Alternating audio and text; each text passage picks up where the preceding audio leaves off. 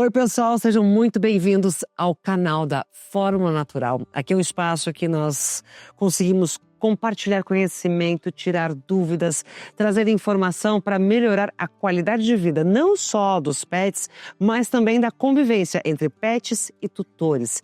E hoje a gente vai falar sobre os cães na fase adulta, um momento muito importante na vida deles, até porque é um momento onde eles já passaram toda a sua fase de crescimento, já tem um amadurecimento, já tem um comportamento pré-estabelecido, mas mesmo assim ainda exige bastante atenção e cuidados o tempo todo.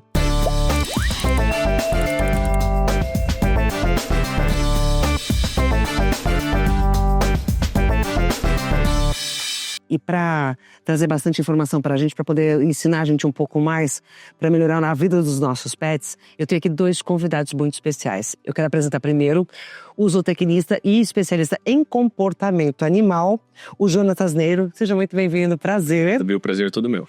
E também a médica veterinária especializada em nutrição, Fernanda Yamamoto. Bem-vinda. Muito obrigada, Ana. Bom, queria começar com a doutora Fernanda pedindo para você explicar para a gente exatamente, tanto na vida de um cão quanto de um gato, quando que ele vence a etapa de bebê e passa a se tornar aí um bichinho já na fase adulta? Bem, é uma dúvida bem comum dos tutores, né? Qual que é o momento que ele se torna adulto? Então é mais ou menos igual a gente, quando eles atingem a maturidade sexual. Mas qual que é esse momento, né? Para a fêmea é muito simples, é quando elas atingem o cio. O primeiro cio seria primeiro cio. Mas algumas fêmeas têm o cio silencioso, né? E a questão dos machos, né? Então como saber? Então, de forma geral, para cães de porte pequeno, eles atingem aí a maturidade sexual por volta dos 8 meses de vida. Também muda com o tamanho do porte? Varia de acordo com o porte. Uau! Então, cão pequeno, 8 meses. O cão médio por volta de 12 meses. O grande, 15 meses. E aí a gente ainda tem o porte gigante, que pode aí chegar na maturidade adulta por volta de 18, 24 meses de idade. O gato, como tem menos variação de porte, é um pouco mais simples. Por volta dos 7 meses já é considerado adulto. Gente, com 7 meses já é um adulto? Já mas é muito adulto. rápido, É muito rápido. E ainda tem os gatos de porte gigante e até as raças exóticas que a gente considera por volta dos 12 meses de idade. E nessa transição de fases do filhote para a fase adulta, tanto para cão quanto para o gato, muda muito a alimentação? Muda totalmente. Então, em relação à necessidade de nutrientes e calorias, muda drasticamente. Então, o filhote ele requer mais nutrientes e mais calorias para se desenvolver. E o adulto agora só precisa manter o peso. Então, reduz bastante dessa necessidade de nutrientes e calorias. Então, o alimento também tem que mudar e a quantidade tem que ser ajustada, senão ele vai continuar crescendo só que para os lados. Entendi, eu entendi. Agora, Jonatas, como falou com relação à maturidade, comportamento. Quando o filhote, a gente sabe que todo cãozinho, todo pet, ele é mais espiritado. Quando ele atinge a fase adulta, por exemplo, os cães, ele já tem pré-estabelecido ali, ele já tem a formação total do comportamento dele, da personalidade, ou ela ainda continua se transformando? Sim, você tem um amadurecimento, uma estabilidade, né, da parte seria mais do temperamento mesmo do cachorro. É quando você já entendeu o que ele é de fato do ponto de vista comportamental. Mas o mais importante é sempre a gente se preocupar na construção disso. É claro que não existe um prazo para você conseguir treinar o cachorro. Mesmo ele já estando totalmente maduro, é possível você fazer um processo de modelagem do comportamento. Tanto resolver problemas, prevenção de problemas que podem aparecer ainda, né? Mas o mais importante é começar o quanto antes para que ele chegue nessa fase já padronizado. Então o processo do adestramento, da educação canina como um todo, é uma padronização de comportamentos. Então quanto antes você começar a padronizar, melhor vai ser lá na frente, para você não ter que depois fazer um contracondicionamento de tudo. Agora, um cão na fase adulta, ele ainda consegue aprender coisas novas? Totalmente, totalmente. Tem aquela frase, né, que cão velho não aprende truque novo, né? Mas isso não é verdade. Isso é mito? É mito, é um mito. Então, enquanto existir ainda, eu sempre falo muito isso, né? Enquanto existir ainda um processo cognitivo, uma capacidade cognitiva, o indivíduo tem capacidade de aprender sim. Até o último dia de vida tá aprendendo. tanto coisas boas quanto não boas. Aí... Coisas boas quanto coisas não boas também. Então a padronização de comportamento acontece para tudo, para coisas legais e coisas bem desagradáveis. E falando também dos gatos, é muito importante trabalhar com bastante enriquecimento ambiental também, porque o processo de modelagem comportamental do gato ele é um pouco diferente do processo do cão. Então muitas pessoas acabam tendo um gato porque pensam o seguinte: não tenho tempo, não consigo passear, não consigo ficar dando muita atenção, então é melhor eu ter um gato do que ter um cachorro. O gato é autossuficiente, não precisa fazer nada. Exato. Eu escutei muito isso já na vida. A pessoa quer ter como se fosse um aquário, né? Só que é o gato que tá lá na casa. E aí não supre as necessidades básicas desse animal. Então não dá atividade física também, não faz um enriquecimento ambiental mínimo. O gato você não tem uma praticidade para passear como você tem com o cachorro. Então você tem que se atentar a isso, porque o estresse aumentado facilmente pode converter também em comportamentos agressivos pelo excesso de estresse. Aquele gato que já vai no pé da pessoa, morde a visita e assim por diante. Por que alguns gatos gostam de determinadas pessoas e de outras não? Pessoas que ela nunca viu na vida, ela de repente ela gosta, sobe no colo. Chega uma terceira pessoa, ela morde. Sim, pode existir uma causa que a gente nunca vai entender exatamente, que está muito ligado a questões que vão além do nosso sentido, né? Como o olfato mais apurado, questão de feromônio e assim por diante. Mas tem muito uma questão também de condicionamento. Às vezes uma pessoa tem um padrão de comportamento ou um cheiro que remete a uma memória emocional para esse gato que é mais positiva por experiências que ele já teve anteriormente. Doutora, agora considerando que cada bichinho, cada pet tem uma necessidade específica, como por exemplo, uma característica, ou é castrado, ou está acima do peso, ou tem pouca movimentação porque mora dentro de apartamento. A alimentação, ela consegue ser você consegue uma alimentação adequada para cada característica, para cada tipo de pet, para cada necessidade? Existe isso? Existe, isso é muito importante. Às vezes acaba sendo até um erro dos tutores em escolher o alimento não adequado para aquele animal. Então, de forma geral, os adultos têm uma necessidade básica, mas dependendo da necessidade desse animal, vai mudar alguma particularidade desse alimento. Então, por exemplo, animais que são mais glutões, que adoram comer, o adequado seria um alimento com menos caloria, então uma gordura mais controlada, mais fibra, que seria a característica mais ou menos desses alimentos para animais castrados, animais, né, o alimento light. Ou se é um animal que tem um apetite mais exigente, né, aquele cachorrinho que não gosta de comer direito, então um alimento mais calórico, que tenha mais gordura, que tenha mais proteína, porque vai atrair mais esse animal e o volume reduz, né? Então eu consigo atender todas as calorias e nutrientes que ele precisa numa quantidade menor, então isso é positivo. Gatinhos com pelo longo, né? Então que se lambem, fazem o grooming e precisam eliminar essas bolas de pelos pelas fezes. Então o alimento com algumas fibras estratégicas também é interessante. E também existem a linha, né, das rações terapêuticas, que aí a gente entra mais numa particularidade da saúde do animal. Então existe dietas para perda de peso, para animais em sobrepeso, dietas hipoalergênicas para animais alérgicos, dietas renais para doentes renais crônicos e assim vai. Então, como que eu vou saber a dieta exata para o meu pet? Como é que eu faço? A Nutri está aqui para ajudar, né? Muito bem. Então, se algum tutor tiver alguma dúvida, né, de orientação, basta procurar um profissional para ajudá-lo. Quando a gente fala de nutrição para os pets, quem está assistindo a gente aqui fala assim: nossa, mas existe alguém que é especializado na nutrição para poder falar como um nutrólogo? Como, por exemplo, falando para o ser humano. Eu vou a uma nutricionista, eu vou ao nutrólogo para pedir orientação. No mundo pet isso também existe. Então significa que se ele tiver sensibilidade alimentar, precisa procurar alguém o médico veterinário para falar sobre isso. Se ele estiver acima do peso, e que tem muito pet acima do peso, olha, ele é redondinho, ele é fofinho. Mas nem sempre isso é saúde, né? Exato, a gente está acostumado com o rechonchudo, né? Então quando o animal tá no score ideal, bonitinho, as pessoas tá magro. Então a referência se tornou outra. Então hoje é muito comum realmente estar em sobrepeso e obeso. Como é que eu sei que ele tá no peso ideal? E tem alguma regrinha? Tem, Ana. Existe um score de condição corporal que, de forma geral, eu preciso bater o olho nesse pet e ver uma cinturinha. Quando eu olho ali de lado, a barriguinha tem que acompanhar o final do tórax.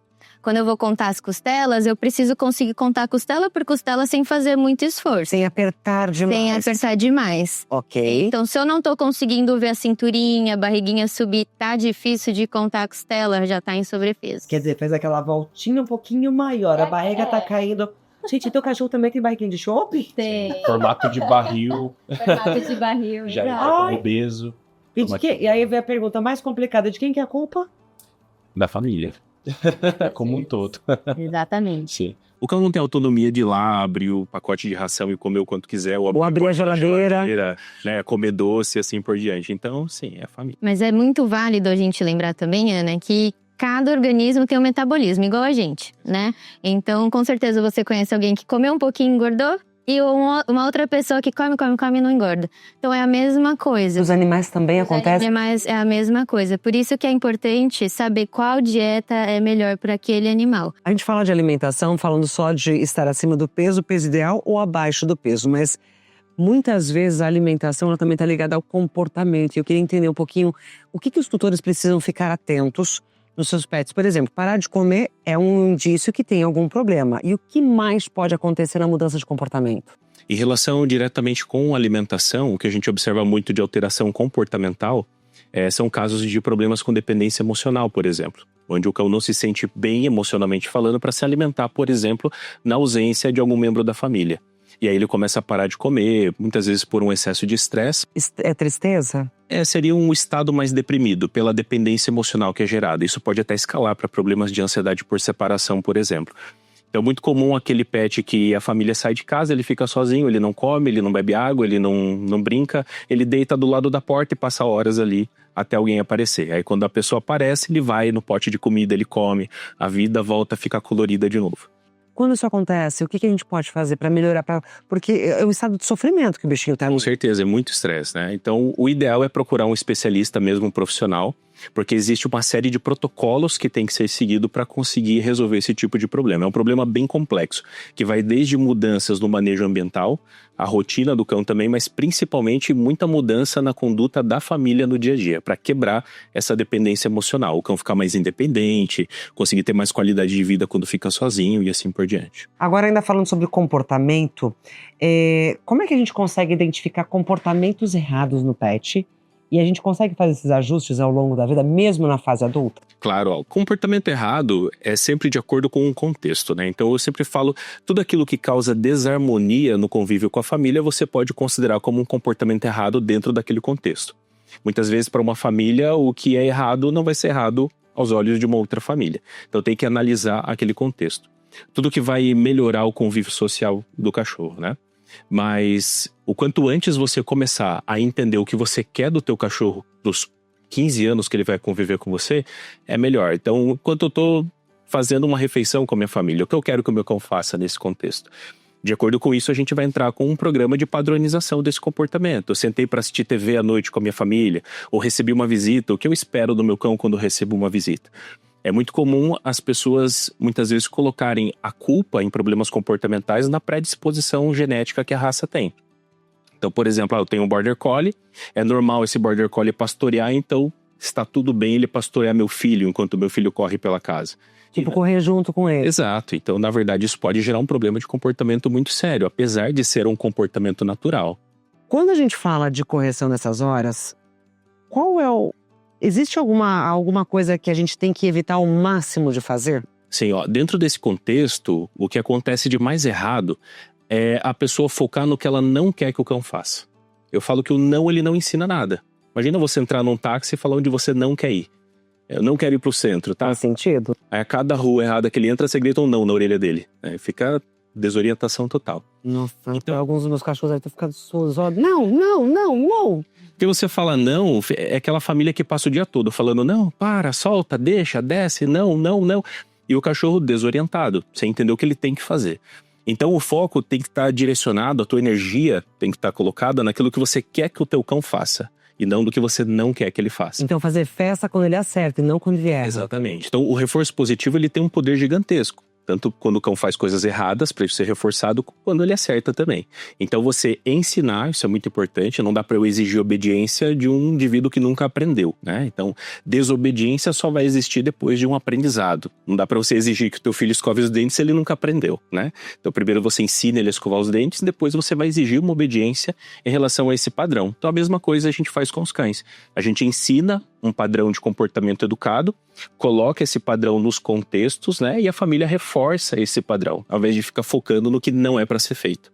Doutor, agora quando a gente traz o comportamento para a alimentação, aí, mais uma vez chamando a atenção dos tutores, o que a gente precisa observar de mudanças na vida dos cãezinhos com relação à alimentação?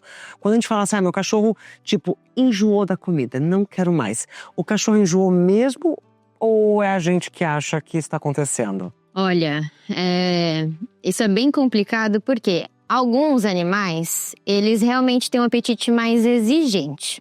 Então, esse negócio de enjoar até pode existir, mas é a minoria dos casos, tá? Apetite caprichoso. O apetite caprichoso, exato. Caprichoso?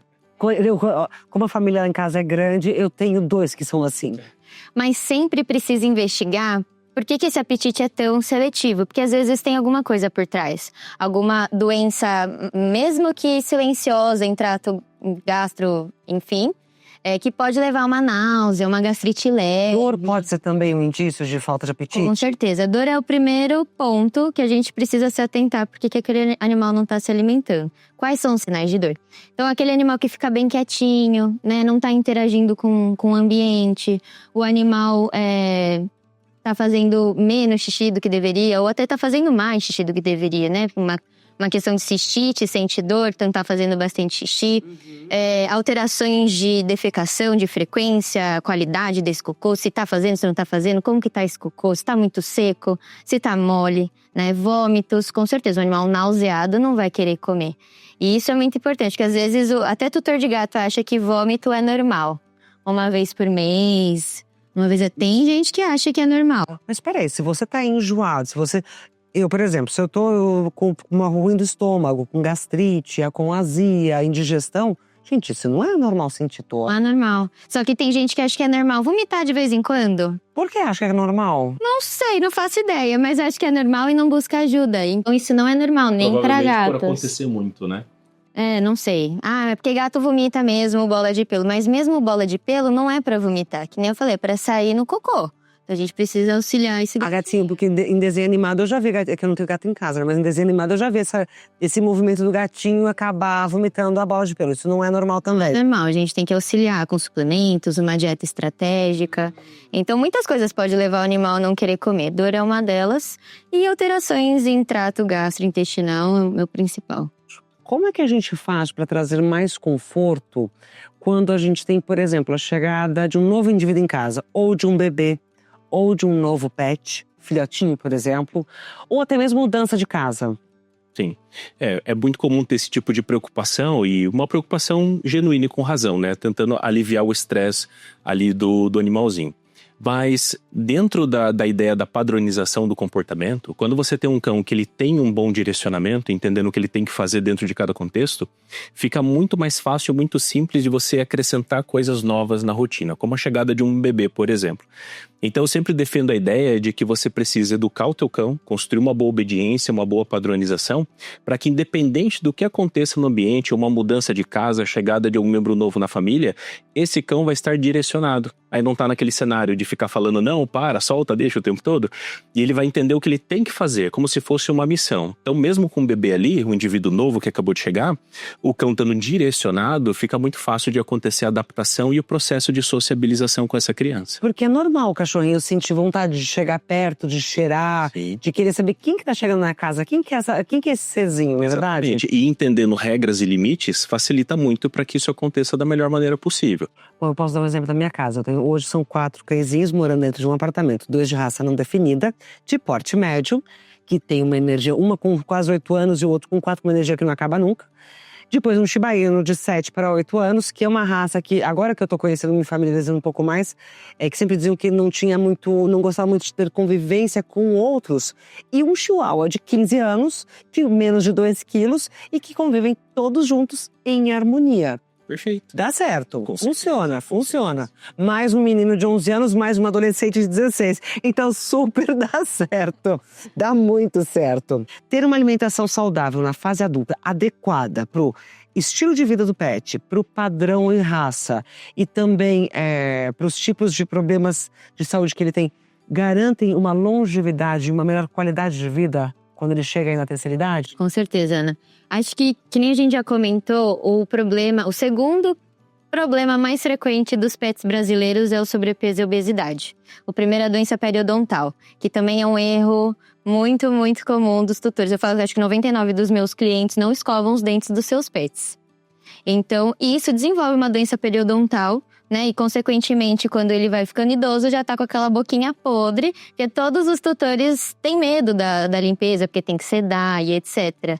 Mas, às vezes, deixa e vai empurrando com a barriga até chegar num momento que vai ser muito arriscado pro pet, né? Para fazer aquela limpeza naquele momento, até para extração de dentes. Então, um dos erros mais comuns durante a vida é, primeiro, não escovar os dentinhos. Mas, em segundo lugar, é isso de não se atentar à quantidade, né, do alimento, a quantidade de petiscos, a não conseguir ver a cinturinha, né? Porque o sobrepeso e a obesidade é a segunda doença mais comum. E é mesmo, tem pesquisa aqui em São Paulo que fala que os animais hoje em dia estão realmente acima do peso. Então, ir atrás de uma boa dieta, quantidade, né? Nossa, mas ele já tá comendo pouco, o que eu posso fazer? Busque ajuda, né? Então, porque lá na frente, esse sobrepeso, obesidade vai se tornar um problema. Então, vai desenvolver, né, predispor a doenças osteoarticulares, problemas cardiorrespiratórios e 1 milhão de coisas. Diabetes, né? O gato obeso pode se tornar diabético. O cachorro não, mas o gato é que nem a gente. Agora, quando você fala de escovar o dente, o ser humano, ele escova o dente, o indicado sempre após as refeições. Ou no mínimo 3 vezes no dia, café, almoço e jantar. Não dormir com os dentes sujos. Mas, na vida de um pet, muitas vezes se torna muito difícil você fazer a escovação diária. Ou porque a vida está corrida, a maioria dos pets não deixa você em casa ter esse acesso com uma escovinha, mesmo você ensinando de pequenininho, e quanto maior a boca, mais problemática ela é. Qual que seria a recomendação do tratamento de tártaro junto ao veterinário para poder manter uma qualidade de vida? De quanto em quanto tempo? Em primeiro lugar, não consigo escovar os dentes do pet. Tem como ensinar? Um adestrador. Tem sim. Mas cai exatamente nisso que você comentou. A questão do tempo e muitas vezes também a paciência, tá? Porque o processo de treinamento para um cão permitir que escove os dentes, nem sempre qualquer pessoa vai ser apta a fazer aquilo com consistência e conseguir atingir o resultado. Ainda mais quando um cão chega na fase adulta, por exemplo, eu tenho vários de resgate. Eu tô falando isso de causa própria, porque quando você pega ele de pequenininho, é mais fácil você ensinar da fase 0. Com certeza. Mas se você tem algum cão de resgate, por exemplo, ele já vem com medos e com traumas. Às vezes até uma agressividade ao toque. Exatamente. Por exemplo, alguns tem problema de você ter contato no focinho, outros na pata, às vezes na parte da cauda. Então, cada um deles, e escovar o dente, eu encontro dificuldade com boa parte deles. Eu sou um grande defensor dos mordedores, os mordedores naturais principalmente, que faz uma limpeza natural do dente, como se fosse uma escovação, né? Uhum. É claro que não vai atingir pontos como uma escovação atingiria, mas muitas vezes você conseguir fazer uma manutenção de uma limpeza de tártaro, uma prevenção, é excelente. Os mordedores naturais eu gosto muito. E você tem de texturas variadas. E os petiscos hoje também, que são específicos para você melhorar a qualidade dos dentes também, né? Não, isso é muito verdade. Tem nutrientes específicos para prevenção e tratamento. Então, esses snacks, né, de limpeza, enfim, não é baboseira, realmente faz sentido. Tanto a morfologia daquele petisco, mas também dos nutrientes, da composição. Uma dúvida com relação ao comportamento animal é com mudança de temperamento. Um cão muito tranquilo, de repente, se torna ansioso ou se torna agressivo. Por que isso pode acontecer? E acontece com os gatos também? Acontece também, tá? É uma pergunta excelente, porque eu sempre falo que nada acontece do nada, tá? Então o ambiente é o principal fator que vai condicionar o comportamento.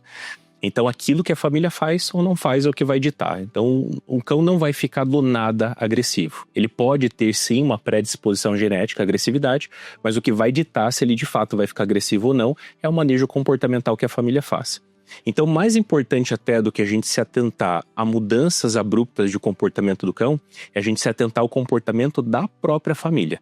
Então, normalmente, isso é até um fato interessante. Muitas pessoas acreditam que o que deixa o cão ansioso ou agressivo, por exemplo, são maus tratos. E, na verdade, não é isso que acontece na maioria dos casos, tá? A maioria dos casos que deixa o cão realmente agressivo é pelo excesso de mimo. É o excesso de... exatamente, o excesso de mimo. Você A me partir... cachorro deixa ele bravo? Exatamente. Sabe quando o cachorro ele entende que ele tem muito status dentro de casa? Ele é o dominante. Exatamente. Ele começa a controlar quem entra, controla quem sai. Se você se mexe no sofá, ele começa a querer te morder. O casal que dorme na cama junto com o cachorro se mexe à noite, o cão começa a morder também. Que rosa. Assim, Entendi. Até hoje eu trabalhei, eu acho que com 2 casos de cães realmente agressivos que não foram super mimados. Então a maioria esmagadora dos cães que ficam agressivos são cães que são extremamente mimados. E aí é o De novo problema. é culpa do tutor? De novo é culpa do tutor. Essa de ser extremamente mimado eu não tinha parado pra pensar, mas faz muito sentido mesmo. Sim. E perceba que o problema não é você tratar como um filho, tá? Porque você pode tratar como um filho, e assim como um filho, você coloca regras e limites, você não Sim. vai deixar ele botar o pé no sofá da visita, nem falar um palavrão pra alguém na rua. Sim. Com um cão poderia ser da mesma forma. Então eu falo muito que você pode tratar como um filho, desde que você eduque como um filho também. À medida Com regras e limites. Com regras e limites. A partir do momento que entra a permissividade, o mimo excessivo, você trata o teu cão só como um bibelozinho pra te dar prazer emocional e tudo mais, aí você abre uma brecha enorme pra problemas de comportamento. Esse seria o caso, por exemplo, eu tive uma amiga que tinha um Yorkshire, onde ninguém podia se aproximar dela. Sentasse no sofá, o Yorkshire virava um pitbull. Então, já, né? Exatamente, uma posse. É como se o cão enxergasse aquela pessoa como um osso que pertence a ele. E ninguém pode se aproximar que ele tenta morder. É o pincher do colo da vovó, aquela cena clássica, né? Mas aqui todo pincher que eu vejo, gente, não tem um que não tome... Não tem o coração de leão. É porque se você for analisar a forma como o pincher ele é criado e compara com a forma como uma pessoa cria um Rottweiler, por exemplo, é muito diferente. A forma de como você consegue mimar um pincher, né? Ele virar um cachorrinho de bolsa, que dorme junto, é muito mais fácil você Que eu faço isso com os meus grandes também. Mas é uma exceção, a maioria acaba não conseguindo fazer tanto com o cão grande. Então, a forma como a família lida, um mimo excessivo, a permissividade, fazendo o cão criar uma noção muito grande de status dentro de casa, é o que vai levar a problemas de comportamento. Não só agressividade, mas dependência emocional, que vira ansiedade por separação, por exemplo, comportamentos estereotipados como lambedura excessiva da pata, automutilação, muitas vezes pela falta das necessidades básicas, não tem atividade física, não tem atividade mental, não tem um convívio social adequado e que seja produtivo para a educação também, aumenta o nível de estresse, o cachorro começa a ter uma série de comportamentos viciosos, estereotipados, e que leva a uma decadência emocional do indivíduo também. Vou só complementar, porque o animal agressivo do nada também pode ser sinal de dor. Ah, perfeito. Principalmente gato, tá? Então o gato, ele não demonstra muitas coisas. Então o gato, quando ele começa a ter dor, ele vai ficando mais recuadinho. Aí você começa a tocar nele, vai, não quero, e começa a bater. Ele tá com dor, né? A gente precisa investigar. É que nem nós mulheres, quando a gente tá com cólica, tipo, não vem comigo não. Não vem comigo não, porque senão vai receber uma patada. É mais ou menos a mesma coisa. Então, cães e gatos acontece a mesma coisa. Quando vai pegar no colo, você tá com uma dor abdominal, vai doer e vai morder. Vai morder ou vai arranhar? Vai arranhar, dor em coluna. Então, né, degenerações osteoarticulares levam bastante dor. Então, também dor é um... Já trabalhei com casos assim, por isso que é importante quando a gente faz uma análise geral da situação, né? Analisa o contexto. E a família não tem um perfil de mimar o cachorro, não é um cachorro cheio de permissividades e tudo mais, e realmente parece ser algo muito abrupto, primeira coisa, encaminhar para o veterinário, ver se está tudo bem. Então eu já trabalhei com casos de problema na lesão da coluna, que o cachorro estava com uma dor muito grande na coluna, problema até mesmo neurológico, já aconteceu. É mais raro, mas acontece também, então por isso que é importante investigar também. Mudou de comportamento, alguma coisa está diferente do que é o dia a dia, tem que prestar mais atenção. Prestar atenção nos pequenos sinais, porque não é de uma hora para outra na maioria das vezes. Então, muitas vezes, pequenos sinaizinhos já começam a aparecer, mas quando a coisa explode mesmo, é o que assusta a família, e aí passa a impressão que foi do nada. Mas quando você vai analisar, já vinham aparecendo alguns pequenos sinais daquilo. E podia ter tomado uma atitude antes de chegar àquele momento tão extremo. Prevenção é sempre o melhor caminho. Eu tenho uma pergunta para vocês dois. Aliás, essa pergunta eu fiquei me fazendo outro dia, e eu acho que vale muito para isso que a gente está falando hoje aqui, sobre os cães na fase adulta. Vocês conseguem descrever para mim, cada um de vocês, o tutor ideal? Sim, ó, no meu ponto de vista, é aquele que consegue suprir as necessidades básicas do cão. Então como que você analisa o que seria um cão feliz, né? A gente analisa isso no mundo animal por índices de bem-estar. E o índice de bem-estar de um cão é se ele tem as necessidades supridas. Atividade física, atividade mental, convívio social, né? Então não é para ter um cachorro ele ficar preso num canil 24 horas por dia, né? Então convívio social é muito importante, ele gastar a energia que ele precisa durante o dia, ter atividade mental e uma nutrição adequada também, uma nutrição balanceada. Então o tutor ideal é aquele que cuida da saúde física e mental do cachorro, oferece para ele aquilo que ele precisa de fato para ser feliz. Acho que para mim a mesma coisa, o tutor que vai regularmente no veterinário fazer os exames de check-up, que são extremamente importantes, né? Uma vez por ano. Mais do que remediar e prevenir. Exato, prevenção. Existem várias doenças que a gente só consegue diagnosticar em estágio inicial com exames, porque o animal tá bem, tá normal, tá comendo bem. Só que já identificamos uma alteração no exame, então a gente vai acompanhar, porque a partir do momento que ele começar a demonstrar algum sinal clínico, já é mais difícil da gente conseguir dar uma retardada no avanço dessa doença. Então, exames de check-up anualmente, atividade física é muito importante, né? Prevenção, então, vacinação em dia, prevenção de pulgas e carrapatos também. E claro, né, sempre ficar atento no score de condição corporal. Então, se é um tutor que, né, tem esse cuidado com o peso do animal, 10 de 10 esse tutor. Para você que acompanhou a gente até agora, se você curtiu, por favor, compartilhe o nosso vídeo com toda a sua rede aí de amigos e tutores de pet. Compartilha com a família, porque cada informação faz a diferença sim. Por exemplo, você tem um tio que adora chegar na sua casa e ficar dando queijinho pro cachorro. Ah, só tô agradando para ele gostar de mim. Depois esse queijinho pode custar caro. Ou aquela criança que quer dar o seu lanchinho pro seu pet também, não pode. Então, para poder explicar, muitas vezes é melhor você mostrar profissionais do que ficar falando em casa. Não pode, não pode, não pode. Isso eu tô falando já pro ser humano, não pros cãezinhos. É legal você compartilhar. Se você tem mais dúvidas sobre os temas que a gente trouxe aqui para nossa conversa, deixa aqui nos comentários e eu te espero no próximo vídeo. Quero agradecer aos nossos 2 convidados por essa aula maravilhosa e convidá-los já para uma próxima de novo. Com certeza. Muito obrigada, foi um prazer. Obrigada. Galera, um beijo e até a próxima.